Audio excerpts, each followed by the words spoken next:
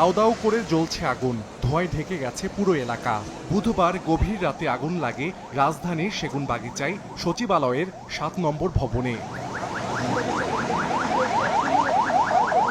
Fire service জানায় মধ্যরাত ১:৫৪ আগুনের খবর পায় তারা। প্রথম দফায় ঘটনাস্থলে যায় ফায়ার সার্ভিসের ৮টি ইউনিট। শুরু হয় আগুন নেভানোর কাজ, তবে আগুনের তীব্রতা বাড়তে থাকায় আরও ১০টি ইউনিট যোগ দেয় আগুন নিয়ন্ত্রণে।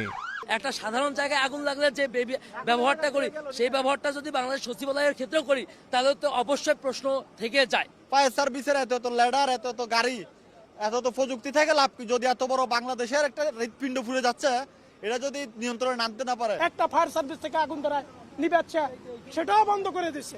আগুন নিভানোর যে একটা তৎপরতা, যে একটা কার্যক্রম, এটা আমরা ফায়ার সার্ভিসের ভিতরে আমরা দেখতে পাই নাই। প্রশাসন তো অবশ্যই ব্যর্থ, ফায়ার সার্ভিসেও ব্যর্থ, এবং এই আজকে আগুন লাগানোর পিছনে রাষ্ট্রের যে ফুসফুস যাকে বলা হয়, যে সচিবালয় যেখান থেকে রাষ্ট্র পরিচালিত হয়, এই রাষ্ট্রের এই গুরুত্বপূর্ণ স্থাপনায় আগুন লাগার পিছনে অবশ্যই গভীর ষড়যন্ত্র কাজ করছে।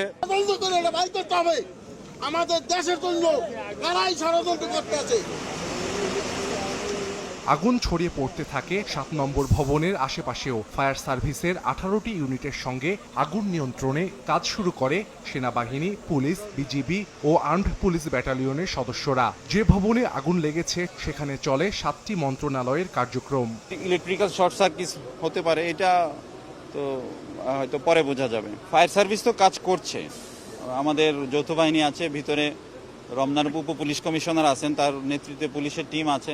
আসলে এখনই সবকিছু তো বলা সম্ভব না, আগুনের পরে নিশ্চয়ই যখন ইনভেন্টরি হবে, তারপর দেখা হবে কি কি ক্ষতি হয়েছে, ওই সময় এই জিনিসগুলো বোঝা যাবে। এদিকে সচিবালয়ে আগুন নেভাতে গিয়ে কাভার্ড ভ্যান চাপায় আহত হন ফায়ার সার্ভিসের এক কর্মী। সচিবালয়ের দক্ষিণ দিকের ১ নম্বর ফটকের সামনের রাস্তায় কাভার্ড ভ্যানটি তাকে চাপা দেয়। তার অবস্থা আশঙ্কাজনক। পিছন দিক থেকে এমন ভাবে ইচ্ছাকৃত, একেবারে ভাই পুরা একেবারে ইচ্ছাকৃত ভাবে ওনাকে মেরে চলে গেছে।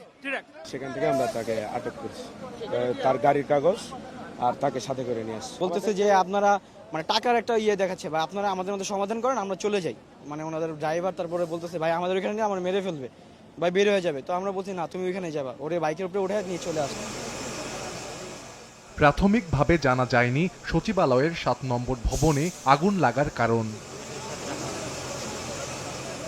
সাহাল আব্দুল্লাহ আলভি, সময় সংবাদ, ঢাকা।